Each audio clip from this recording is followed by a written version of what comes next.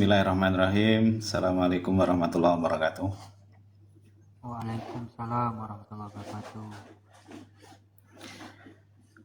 Alhamdulillah alladzi arsala rasulahu bil huda wa dinil haq liyudhhirahu 'alad dini kulli wa kafa billahi syahida.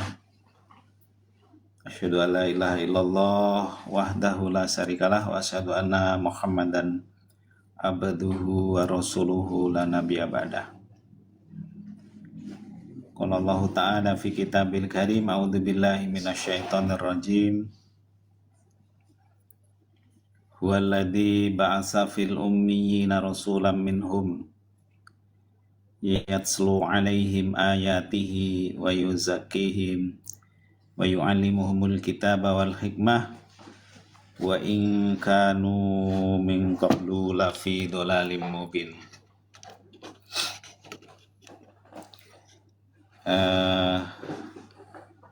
Teman-teman, sahabat semuanya yang dimuliakan oleh Allah, alhamdulillah bersyukur kepada Allah malam hari ini kita bisa bermuajahah melalui media ini.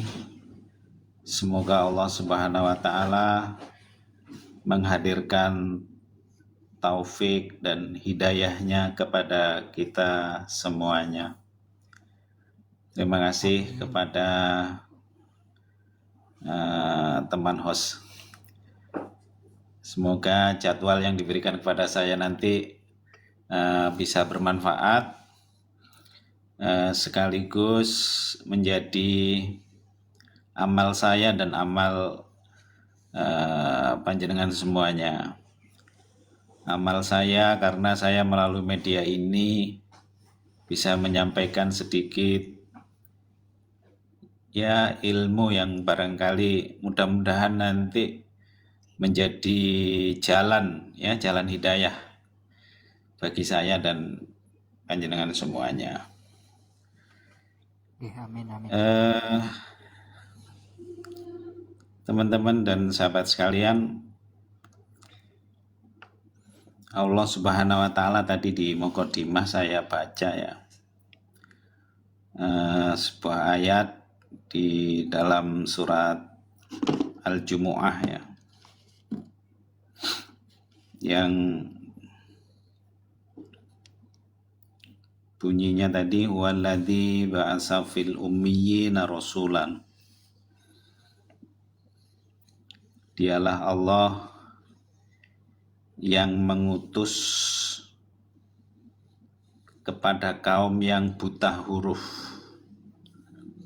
rasulan, seorang rasul.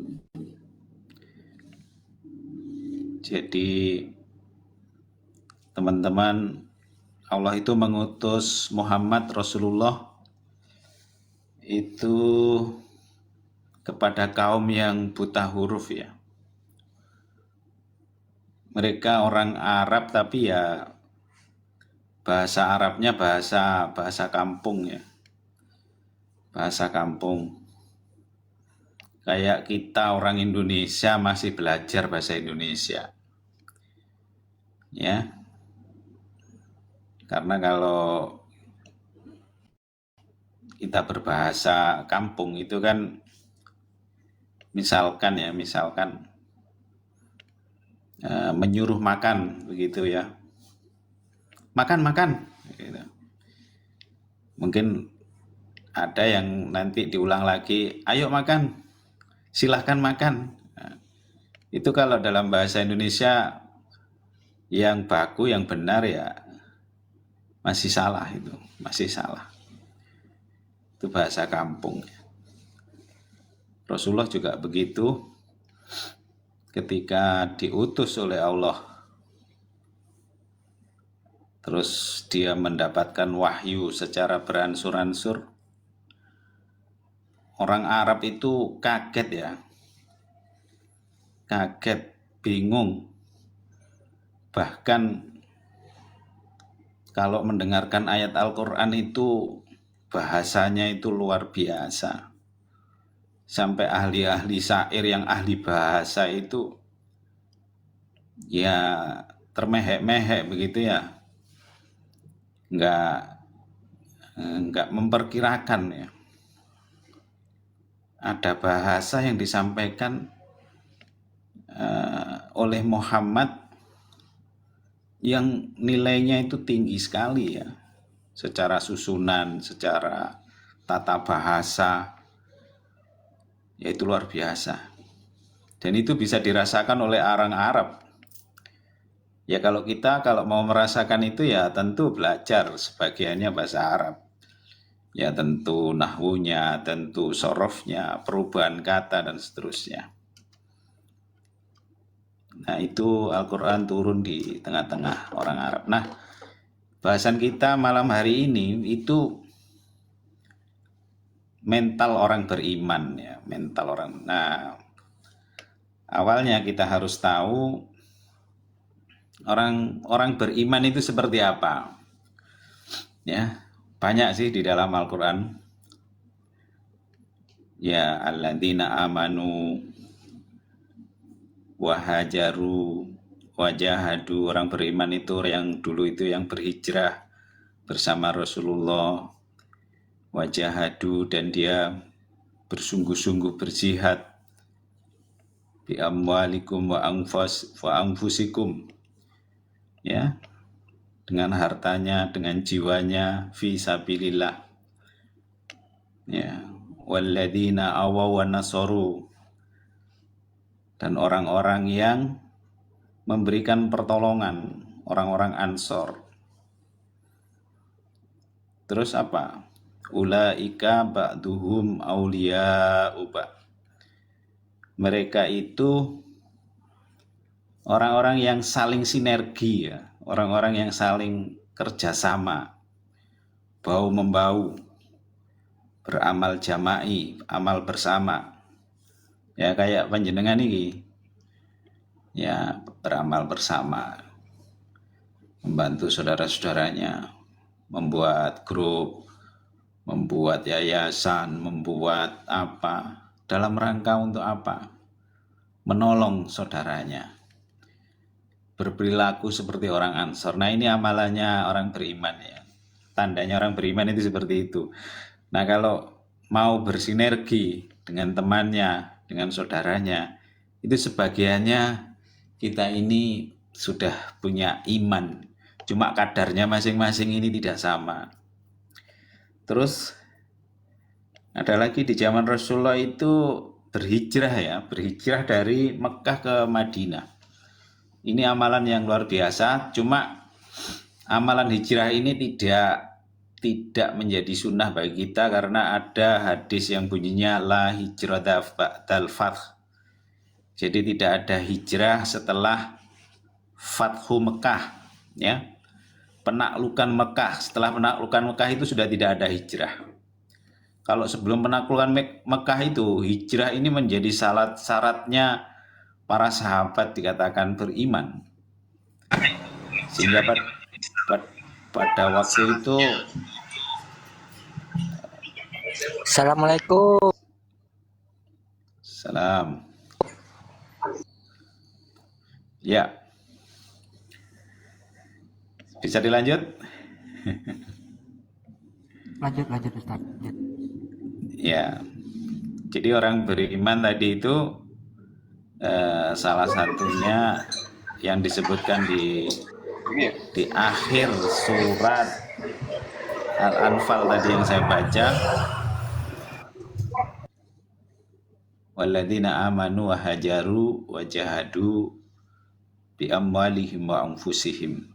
Jadi dia berhijrah, terus yang kedua berjihad dengan harta dan jiwanya.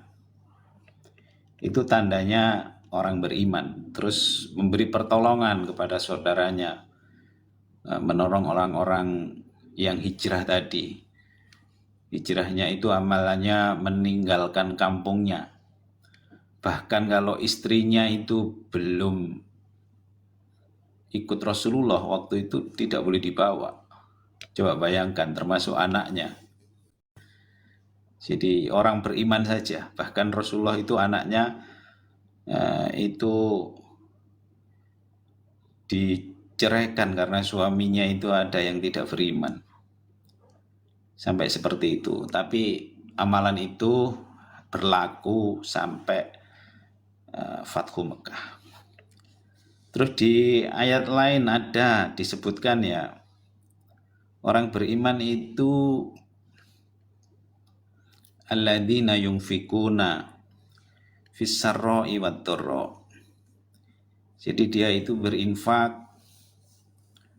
mengeluarkan harta, membelanjakan hartanya dalam keadaan kurang maupun dalam keadaan berlebih, dalam keadaan susah atau dalam keadaan lapang, itu dia tetap membelanjakan.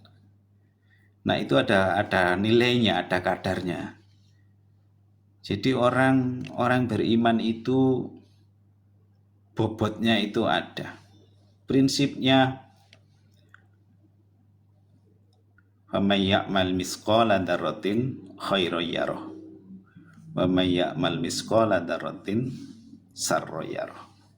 Jadi orang beriman itu selalu menimbang amalnya. Amalnya bisa sedikit tapi bobotnya berat. Misalkan ya kita ini awake dhewe punya gaji 2 juta tapi amalnya misalnya 100.000 dengan amalnya yang gajinya 10 juta terus mengeluarkan 100.000 ya beda. Yang gajinya 2 juta. Nah itulah bobot itu yang akan oleh Allah Subhanahu wa Ta'ala nanti itu timbang, sehingga nanti dia membalasnya itu berbeda-beda di antara kita. Sama-sama kita masuk surga, maka tempatnya itu akan berbeda, di dekat Rasulullah atau menjauh dari Rasulullah. Ya, karena kita semuanya insya Allah masuk surga, illa man aba, kecuali yang nggak mau. Jadi kita semuanya ini insya Allah masuk surga. Orang beriman itu beriman ya, syaratnya beriman. Kalau orang Islam saja itu masih tanda tanya ya, kalau orang Islam saja. Tapi kalau sudah orang beriman, insya Allah ya, insya Allah kita semuanya masuk surga.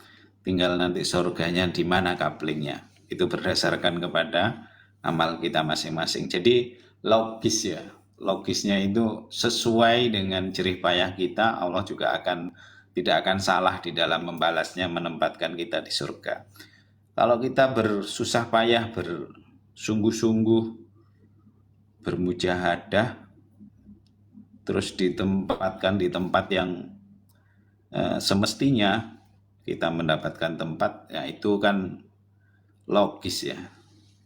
Sama dengan kita bekerja, pekerjaan kita itu bisa sama-sama bunyinya, misalkan ya antara dokter dengan tukang batu, sama-sama dia mengangkat batu.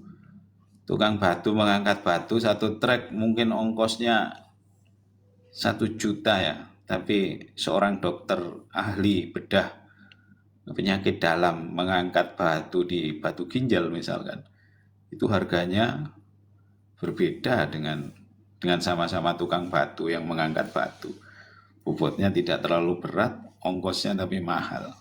Nah itulah Allah Subhanahu wa Ta'ala juga memberlakukan sunnatullah ya, sunnatullah. Jadi hukum sebab akibatnya itu masih ada. Kalau kita beramal, amalnya itu punya bobot ya, punya bobot, niatnya juga berbobot, dia lebih ikhlas, melakukannya dengan lebih sabar ya, terus tujuannya juga terukur ya. Akan berbeda dengan yang serampangan, sekedar ya, kalau dia menyebut nama Allah, antara orang berilmu ya berbeda dengan yang tidak berilmu. Jadi teman-teman sekalian, itu sebagian dari ciri orang beriman, ya. Terus dilanjutkan walladzina amanu walam yuhajiru. Ada juga orang yang beriman tapi dia tidak berhijrah. Itu bagaimana? Itu orang-orang beriman tidak punya tanggungan untuk melindungi mereka pada waktu itu, kecuali dia meminta, begitu. Jadi seperti itu ya kadarnya ya.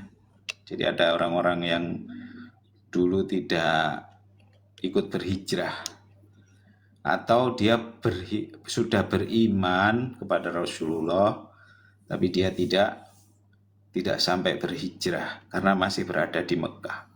Sampai penaklukan Mekah itu juga ada yang belum berhijrah. Tapi semuanya diperintahkan untuk berhijrah. Nah, itu salah satu dulu itu catatan beriman. Nah, orang-orang beriman itu dia mengenal Allah, ya, dia mengenal Allah berdasarkan ilmunya. Ya, dengan Allah itu maha besarnya Allah itu seperti apa. Ya. Jadi dia bisa membacanya itu lewat ayat-ayat yang dia bisa baca, dia perhatikan, dia memperhatikan alam sekitar ya, alam sekitar. Di sekitarnya dia tinggal di bumi. Di bumi ini orang sebanyak ini. Terus ada lautan, ada tumbuh-tumbuhan, ada binatang, ada musim, ada rezeki yang diberikan oleh Allah, ada semuanya cukup, ya, semuanya cukup bahkan lebih, ya, tidak ada ya orang miskin, yang ada itu orang cukup, ya. Kalau kita miskin itu karena kita sendiri, ya. Semuanya diberi oleh rezeki oleh Allah, dan Allah itu maha adil, Allah itu maha penyayang. Jadi semua yang diciptakan dikasih rezeki, dikasih makan, makannya bermacam-macam. Tinggal kita sendirilah yang kita berlebih-lebihan atau tidak.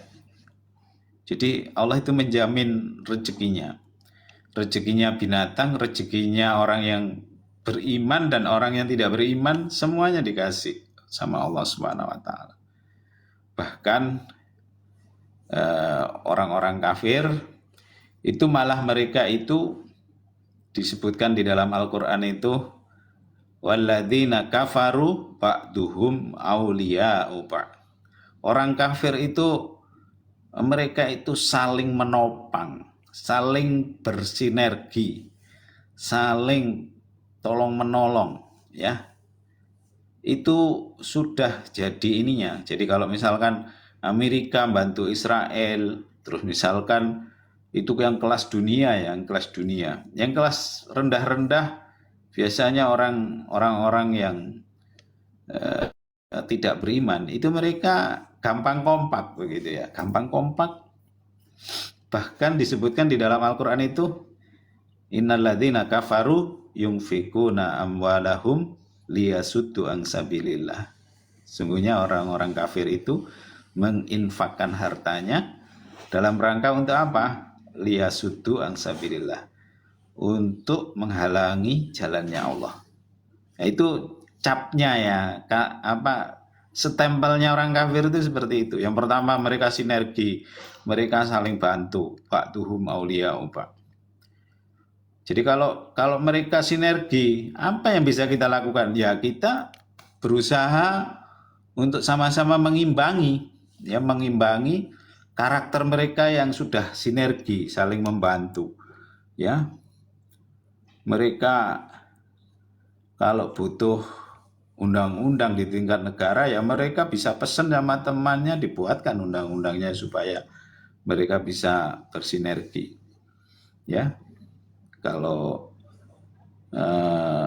ya saling membutuhkan mereka itu, maka kita, amalannya kita orang beriman, ya,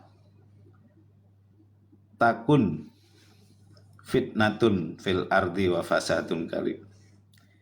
Jadi kalau kita ini nggak melakukan apa-apa, kalau tidak melakukan apa-apa ya kita akan terjadi fitnah yang lebih besar. Maka sekecil dan sebesar apapun kemampuan kita harus kita sumbangsihkan ya, kita bantukan kepada saudara-saudara kita untuk menghalangi mereka, orang-orang kafir. Nah, orang-orang beriman ini, sekalian ya teman-teman, itu harus mampu ya, mampu menghadapi gempuran yang saat ini luar biasa, ujiannya berat sekali. Ya, ujiannya berat sekali. Dikatakan orang beriman itu, orang Islam itu miskin-miskin, orang Islam itu ya kolot-kolot, orang Islam itu menghibur diri ya dengan kemiskinan, misalnya. Banyak itu cacian-cacian seperti itu. Nah, tentu tidak semuanya seperti itu sebenarnya. Ya memang kelihatannya orang Islam ini miskin-miskin, tapi sebenarnya ya enggak lah. Kalau saya melihat ya enggak. Memang kalau dilihat sekilas kayaknya yang kumpul-kumpul ini kok ketemunya orang Islam, ke sana ketemu orang Islam yang enggak punya. Sebenarnya yang punya juga banyak ya. Jadi bukan seperti itu. Nah, tapi kita terus harus ambil bagian, jangan sampai illa taf'aluhu, kalau kita tidak melakukan apa-apa, takun fitnatun fil ard, akan terjadi fitnah yang lebih besar di muka bumi ini kalau kita nggak melakukan apa-apa. Jadi tetap saja kita melakukan apa-apa. Ya, Nabi Ibrahim itu ketika sebelum dibakar oleh Raja Namrud, dia tidak tahu kalau dibakar modelnya membakarnya kayak apa, terus setelah itu dia selamat, itu dia tidak tahu. Allah lah yang memberikan kepada dia, tidak dijanjikan sebelumnya. Ya, kita tidak dijanjikan Nabi Ibrahim itu selamat dari pembakaran itu. Kita juga tidak tahu kalau kita ini akan diberikan apa oleh Allah Subhanahu wa taala ketika kita ini beriman. Karena masing-masing di antara kita ini diberi potensi ya, diberi potensi masing-masing. Jadi Mas sekalian, yang sering menjadi gempuran kita itu adalah yang pertama ujian harta ya, ujian harta ini luar biasa ya. Makanya terkait dengan harta kita juga harus mengilmui ya, supaya iman kita ini tahan ya, iman ini tahan. Belum tentu kalau kita ini kurang itu kita tidak tahan, bisa jadi kita tahan. Belum tentu kalau kita ini punya kelebihan harta kita ini tahan, belum tentu ya. Makanya orang beriman ini harus paham bahwa yang namanya ujian itu salah satunya adalah harta ya, harta. Kurang harta atau kelebihan harta, sama-sama dua-duanya itu bernilai ujian ya. Nah, makanya dibutuhkan ketahanan ya. Terus yang kedua, setelah harta itu anak ya. Anak itu juga menjadi ujian bagi keluarga kita. Jadi banyak yang orang tuanya baik ya, orang tuanya baik, anaknya juga baik, banyak yang seperti itu. Tapi begitu giliran generasi anaknya, dia tidak mewarisi kebaikan orang tuanya itu juga banyak. Dan itu menjadi ujian besar kadang di tengah-tengah keluarga kita. Ya, jadi isi keluarga menjadi ujian mental kita orang beriman. Yang pertama tadi harta, terus anak, terus yang ketiga itu pasangan. Ya, pasangan. Pasangan ini istri ya, istri atau suami. Punya istri atau tidak punya istri. Ya.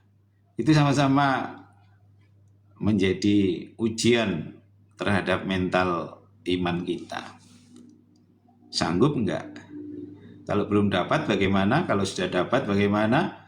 Kalau sudah masih baru bagaimana? Kalau sudah lama bagaimana? Itu semuanya adalah berisi amalan ya.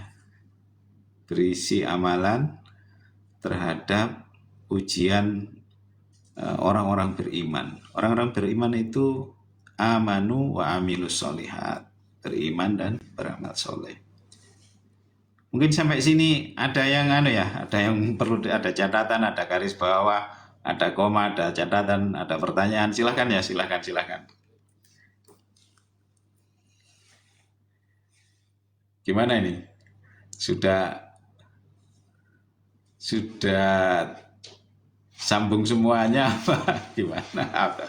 Atau saya ngomong saja sendiri nanti gimana? Silakan ada feedbacknya, ada umpan baliknya.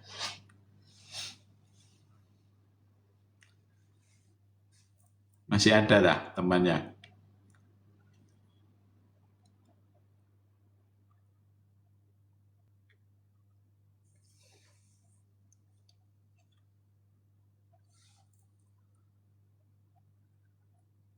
Halo?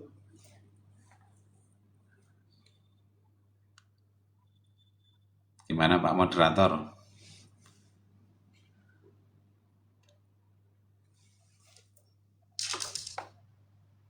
Halo?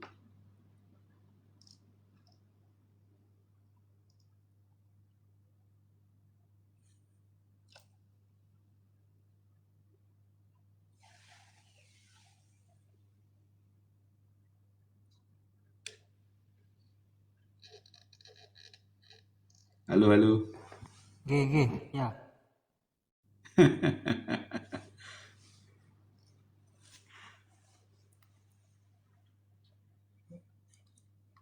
Gimana, ada yang feedback, ada yang memberikan catatan, ada yang bertanya, silahkan dari apa yang saya sampaikan.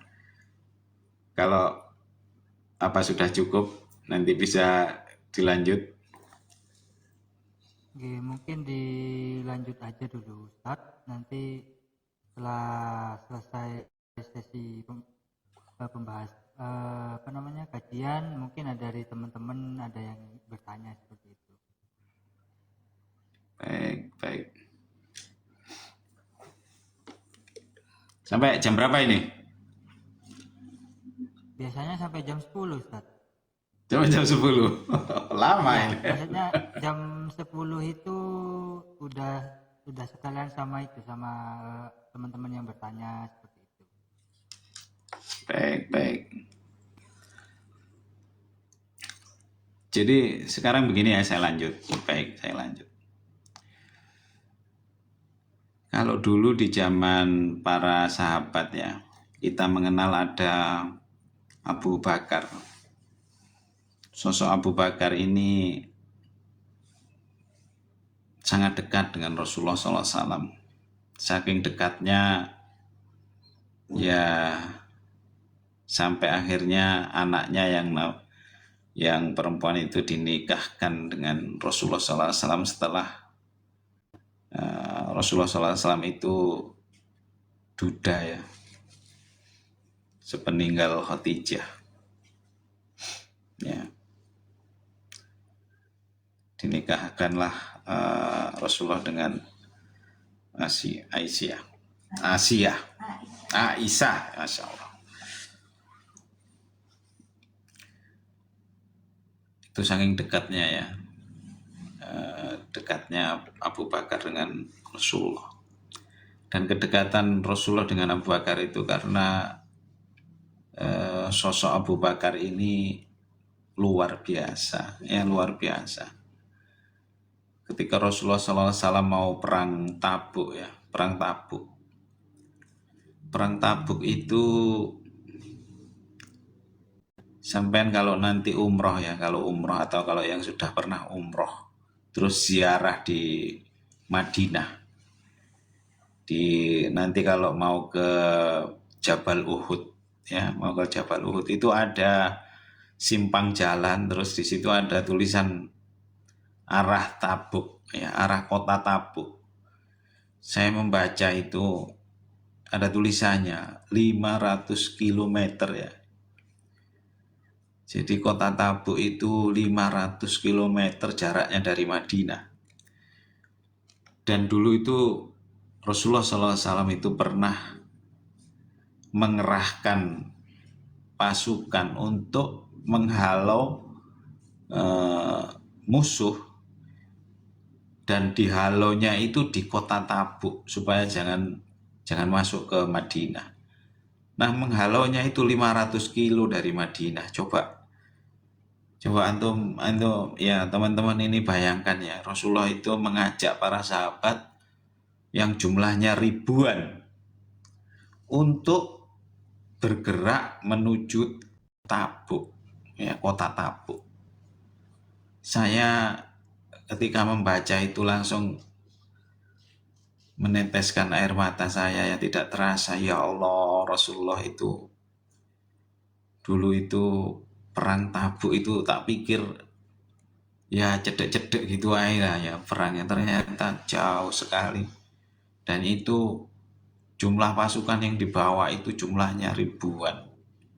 Saya gak bayangkan ngajak rombongan ke Jakarta aja satu bis itu golek koncone wangel ya. Saya dulu ingat waktu ikut 212 ya, ngajak ke Jakarta, ada yang ngasih bis suruh ngisi aja itu nggak kebek ya, nggak penuh, kangelan golek itu ya.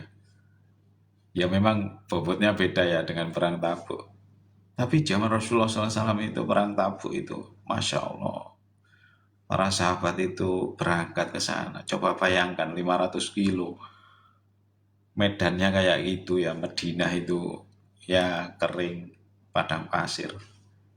Masya Allah, itu luar biasa ya para sahabat itu. Bahkan sampai ada yang kisahnya itu para sahabat itu karena dia punya kuda, jadi dia sudah menjadi pasukan kuda, sehingga ketika para sahabat yang nggak bawa kuda itu berangkat, ya beberapa yang punya kuda itu bilang ya nanti aku nyusul aja sampai berangkat duluan.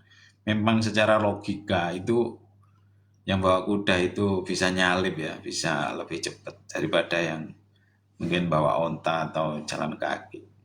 Allah alam. Ternyata yang ada beberapa pasukan kuda ini gak jadi berangkat karena ditunda-tunda waktunya. Ya, menganggap mungkin saya nanti perjalanan sekian hari nyampe, bisa nyalip, bisa nyampe di sana. Ternyata Rasulullah SAW peperangannya itu tidak seperti yang dibayangkan, pulang lebih cepat. Sehingga apa? Pasukan kuda ini ada beberapa yang tidak berangkat akhirnya. Sehingga apa? Menjadi pelajaran bagi kita, tidak mesti yang punya kemampuan, punya uang, punya sumber daya, punya fasilitas itu bisa memenuhi panggilan Allah. Belum tentu ya. Kadang kita ini meremehkan, kadang kita ini menunda-nunda, ya kadang kita ini berhitung secara akal saja, secara logis saja, tidak berhitung bahwa di dalam amal itu ada pertolongan Allah. Yang Allah kadang kasih kemudahan, Allah kasih pertolongan, Allah kasih maunah, ya Allah kasih karomah ya kepada hamba-hambanya yang sabar dan ikhlas. Begitu teman-teman ya. Nah itu para sahabat itu juga ada yang yang menunda-nunda, ada yang meremehkan, ada yang beramal itu hanya berdasarkan perhitungan saja. Ada juga yang seperti itu.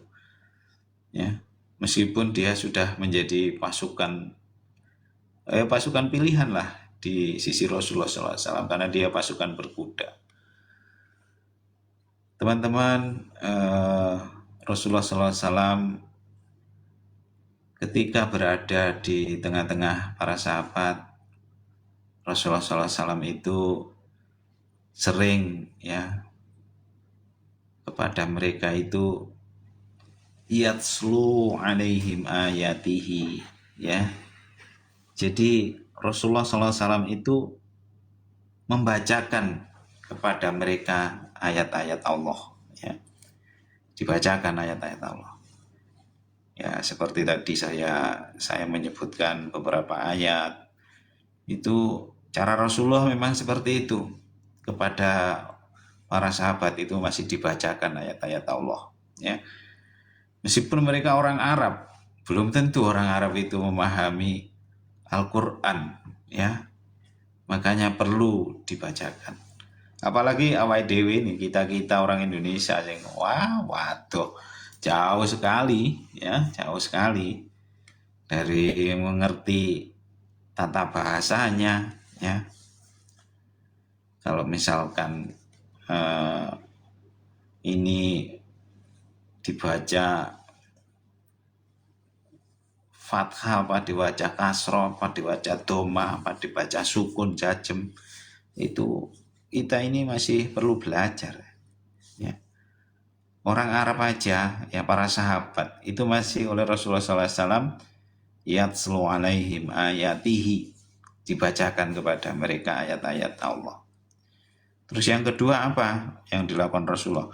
Wa yuzakkihim, dan mentazkiyah jiwa mereka, menyucikan, ya, membersihkan jiwanya. Supaya apa? Jiwa sombongnya hilang, jiwa tamaknya hilang. Tamak itu ya merasa lebih, ya merasa lebih dari yang lain.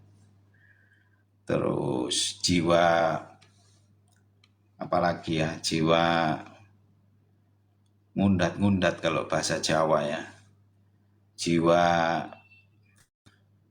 apa ya, membicarakan hal-hal yang sudah dilakukan ya, membicarakan, apalagi kalau sampai mengungkit-ungkit ya, mengungkit hal-hal yang sudah dilakukan.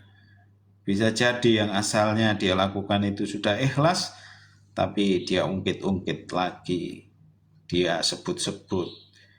Sebut-sebutnya itu nilainya ya macam-macam sih. Ada yang ketika disebut-sebut amalnya itu dalam rangka untuk supaya ditiru, dalam rangka supaya diketahui. Tapi ada yang disebut-sebut dalam rangka untuk pamer ya, dalam rangka untuk menunjukkan iki lho yang saya lakukan. Nah, itu hal-hal yang seperti itu oleh Rasulullah SAW sering dibersihkan dari para sahabat supaya tidak seperti itu.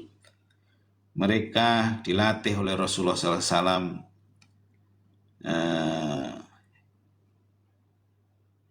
tangan di atas lebih baik daripada tangan di bawah. Ya, yadul ulya khairu minayadi sufla. Tangan di atas itu lebih baik daripada tangan di bawah. Prinsip-prinsip seperti itu oleh Rasulullah ditanamkan. Ya, jadi bekerjalah kamu selagi kamu mampu. Jangan sampai kamu meminta-minta. Itu ditanamkan seperti itu kepada para sahabat oleh Rasulullah SAW.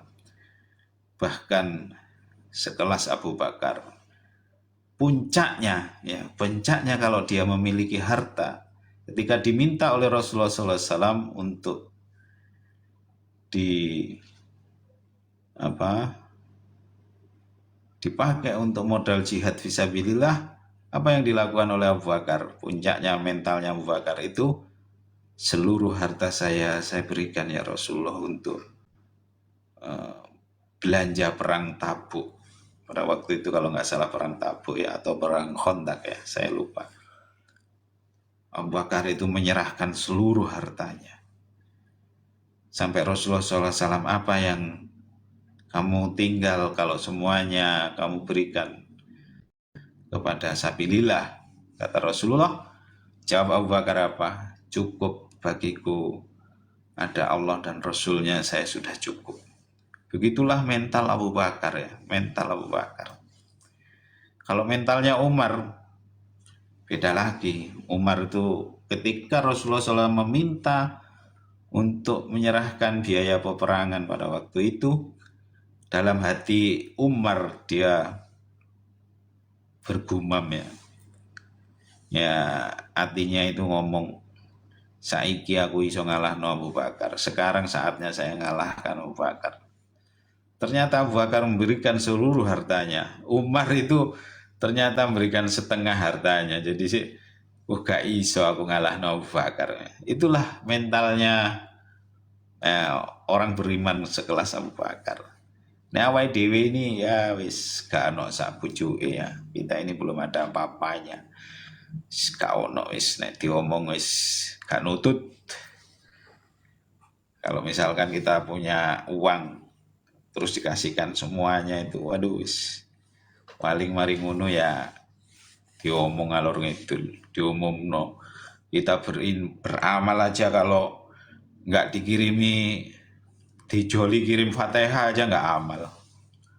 Ya, kita masih dilatih seperti itu, masih dininabubukan dengan diumumkan di speaker sebelum Jumatan, ada infak dari keluarga ini untuk disebutkan itu kadang sampai 10 orang, infaknya 100.000, minta dikirimi Fatihah. Jadi seperti itu masihan kelasnya, belum jauh sekali, jauh sekali.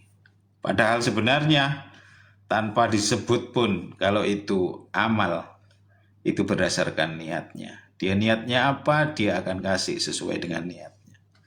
Allah akan balas sesuai dengan niatnya. Nah, kita masih beramal kadang menunggu kalau sudah mati seperti itu. Padahal sebenarnya enggak. Ya kita isi hari-hari kita dengan amal sedikit demi sedikit. Insya Allah seperti itu ya teman-teman. Monggo. Silakan biar nggak ngantuk ini. Ada komen-komen silakan. Ada yang nambahi silakan. Oke. Ya, mungkin cukup mungkin ya. Oke. Ustadz. Luar biasa sekali pemaparannya. Ini ada beberapa pertanyaan dari teman-teman kita, Ustadz. Gimana caranya supaya umat ini memiliki iman seperti Umar bin Khattab? Iya. Langsung jawab ya. Monggo. Iya. Jadi yang pertama, kita memahami bahwa kita ini dari Allah dan akan kembali kepada Allah. Yang kita miliki itu dari Allah, ya. Dan kalau kita kembalikan, itu pasti Allah tidak akan tinggal diam. Itu diyakini, diimani ya. Jangan terus merasa kita ini punya apa-apa, punya pinter, punya kemampuan, punya harta, dapat harta banyak.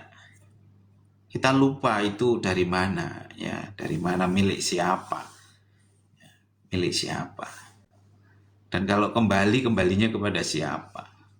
Kalau misalkan kita kembalikan, pernahkah kita ini membaca seperti apa Allah itu perhatian sama kita. Ya. Jadi sifatnya Allah kalau kita ini mendekat ya satu langkah, maka Allah akan mendekat kepada kita itu dengan berlari. Kita kalau melangkah, Allah itu berlari. Begitu sayangnya Allah kepada kita. Nah itu harus kita yakini ya, seperti itu. Nah ini para sahabat itu yakin dengan Al-Quran. Dengan Al-Quran itu prinsip-prinsip yang ada di Al-Quran itu difahami, faham, terus oleh Rasulullah SAW itu dibersihkan hatinya, ya dibersihkan hatinya.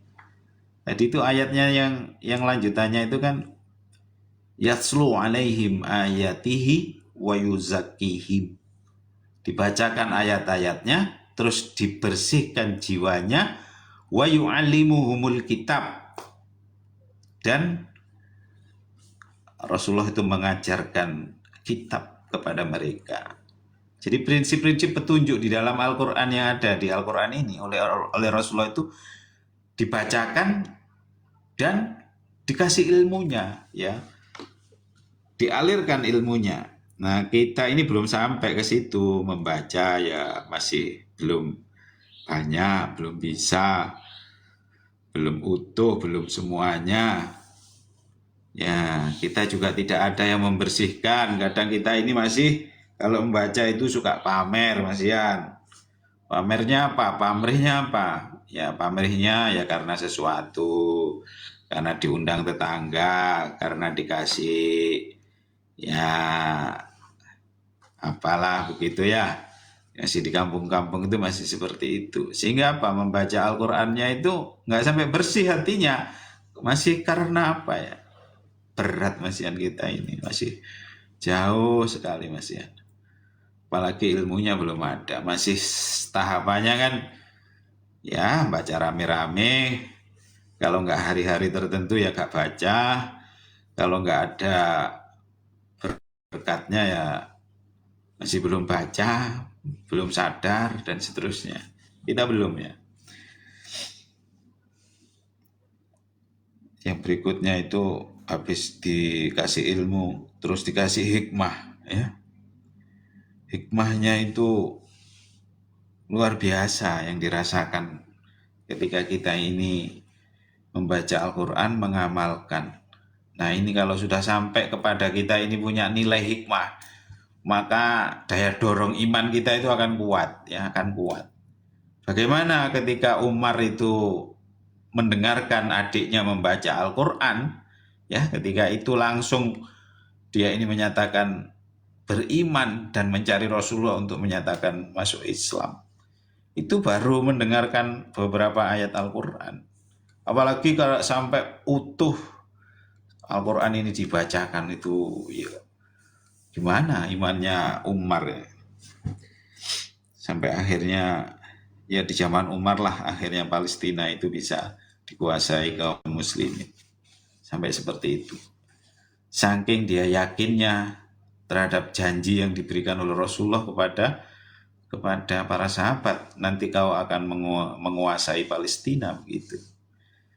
Coba bayangkan orang-orang yang asalnya jahiliyah, nggak punya ilmu, dijanjikan menguasai. Nah itulah akhirnya numbuhkan, dan betul itu terwujud. Ya, Umar mewujudkan itu.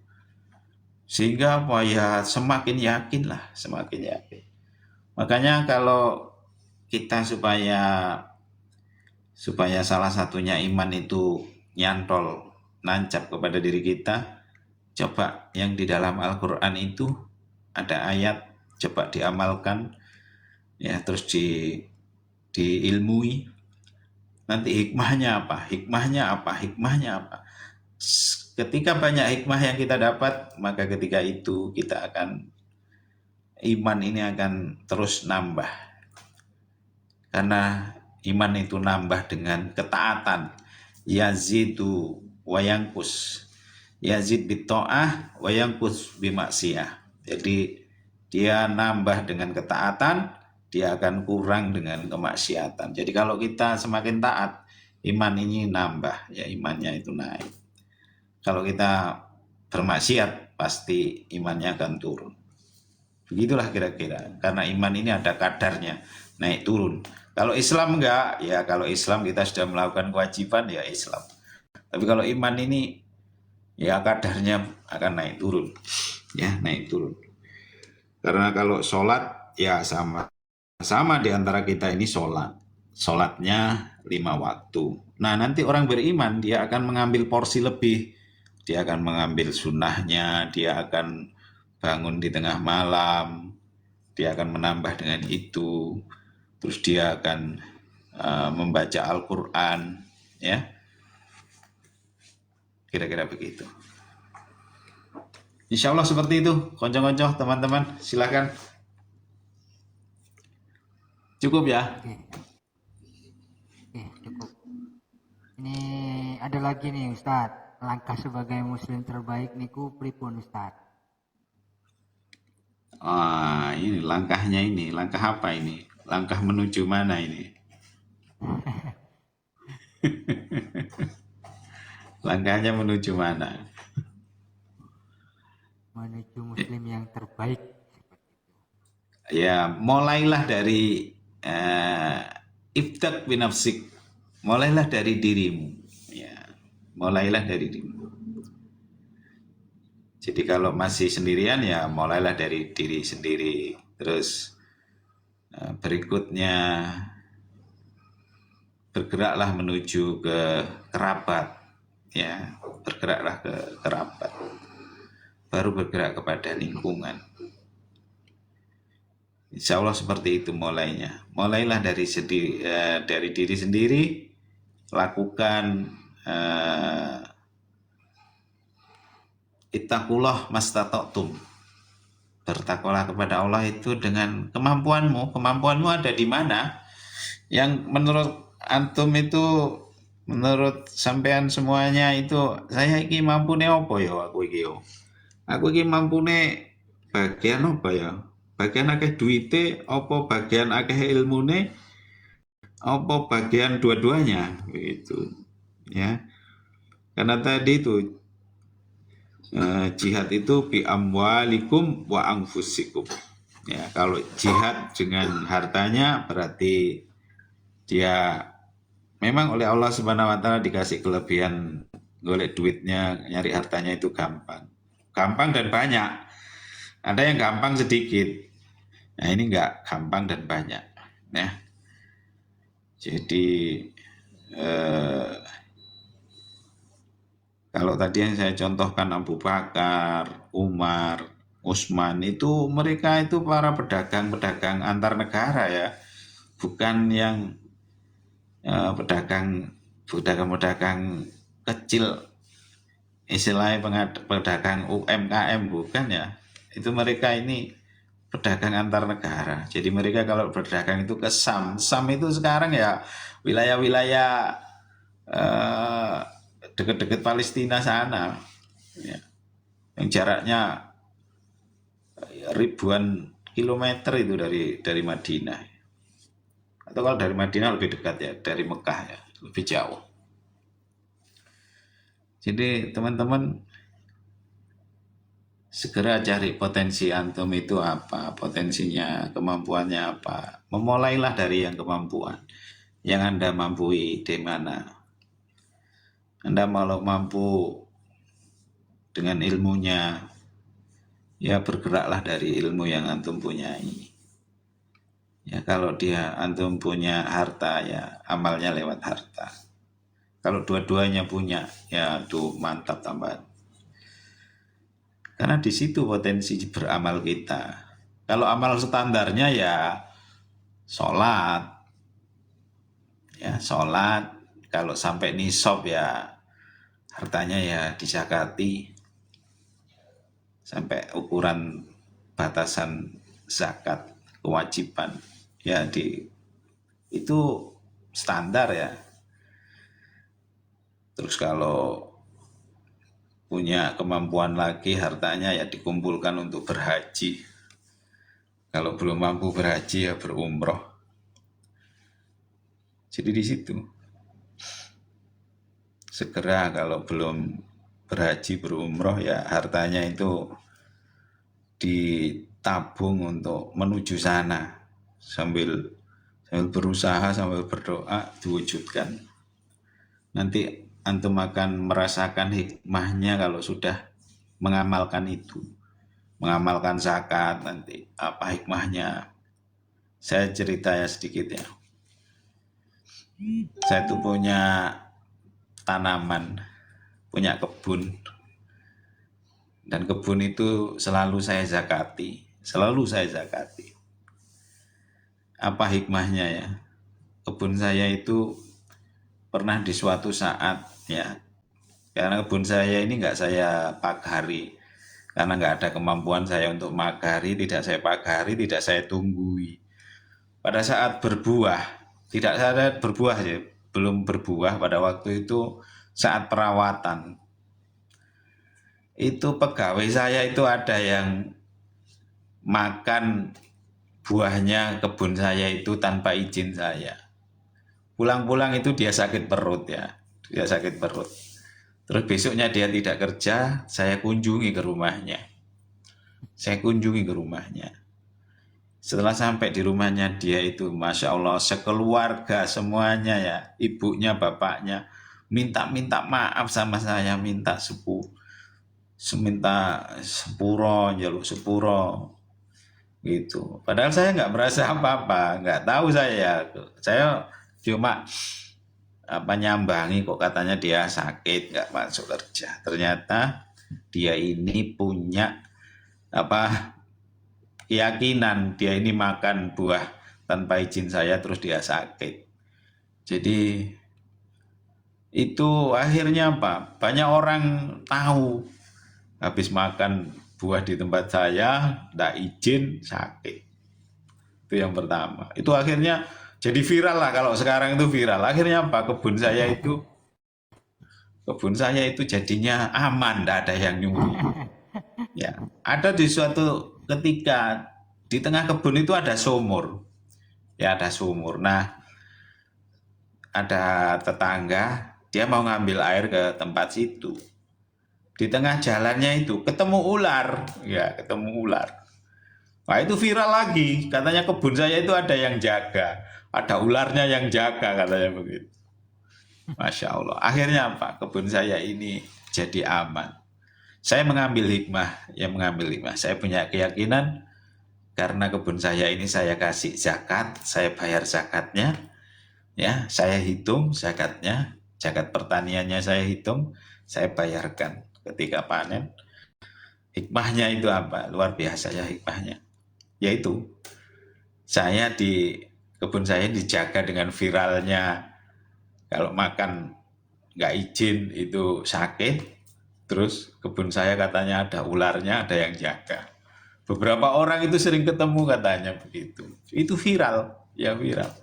Akhirnya kebun saya ini lebih aman ketimbang kebunnya teman-teman gitu. Ini hikmah ya, hikmah di balik amal. Saya harus menghubungkan ini dengan amal saya gitu. Ya, saya harus berbaik sangka dengan amal saya. Caranya Allah untuk menolong saya dengan cara seperti itu. Ya, saya harus seperti itu mengambil hikmahnya. Bukan terus dengan viralnya itu terus ya semacam-macam orang itu katanya pancen niku apa dukun di kono itu terserah mereka. Yang penting saya aman, saya diberi hikmah oleh Allah dengan saya membayar zakat. Itu satu contoh ya, satu amalan yang barangkali setiap amal yang kebaikan kita itu harus kita ambil hikmahnya. Hikmah kebaikannya yang diberikan Allah pada kita itu apa? Itu harus kita cari. Yaitu tadi wa yu'allimuhumul kitaba wal hikmah. Ya, diilmui kitabnya dan juga diilmui hikmahnya. Ngono, kira-kira kanca-kanca ya. Ya, insya Allah seperti itu.